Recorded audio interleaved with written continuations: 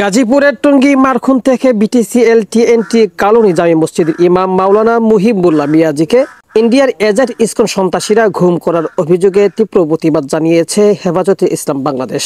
বৃহস্পতিবার সংবাদ মাধ্যমে পাঠানো এক বিবৃতিতে সংগঠনটির আমির মাওলানা মুহিবুল্লাহ বাবুনগরী ও মহাসচিব মাওলানা সাজিদুর রহমান এ প্রতিবাদ জানান। বিবৃতিতে তারা বলেন, এদেশে উগ্র হিন্দুত্ববাদী ইসকন ইন্ডিয়ার এজেন্ট হিসাবে মুসলমানদের বিরুদ্ধে নানা অন্তর্ঘাতকমূলক তৎপরতায় লিপ্ত। টঙ্গীর মোরখুন এলাকায় ইমাম মাওলানা মুহিবুল্লাহ মিয়াজিকে জুমার খুতবায় সত্য উচ্চারণের কারণে একাধিকবার হুমকি দিয়ে পরবর্তীতে গুম করা হয়। পরে তাকে সীমান্তবর্তী পঞ্চগড়ে হাত পা বাঁধা ও অচেতন অবস্থায় উদ্ধার করা হয়। হেফাজতের নেতৃবৃন্দ বলেন, এটি কোনো বিচ্ছিন্ন ঘটনা নয়। ইসকন দীর্ঘদিন ধরে বাংলাদেশে ইসরায়েলি কায়দায় আস্তানা গড়ে তুলছে।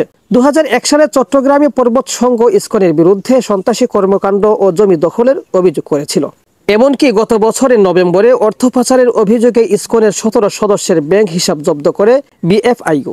এর মধ্যে শিশু নির্যাতন ও মুসলিম বিদ্বেষী কর্মকাণ্ডে অভিযুক্ত নেতা চিন্ময় কৃষ্ণ দাসও ছিলেন। তারা আরও বলেন, চিন্ময় দাস গ্রেফতারের পর ইসকন কর্মীরা চট্টগ্রাম আদালত প্রাঙ্গণে হামলা চালিয়ে অ্যাডভোকেট সাইফুল ইসলাম আলিফকে শহীদ করে। মুসলমানদের ধৈর্য ও নীরবতাকে তারা দুর্বলতা মনে করে এখন আরও বেপরোয়া হয়ে উঠছে। হেফাজতের নেতারা অভিযোগ করেন, ফ্যাসিস্ট হাসিনার পতনের পরও ইন্ডিয়ান মদদে ইসকন দেশের সাম্প্রদায়িক সম্প্রীতি নষ্টের চেষ্টায় লিপ্ত।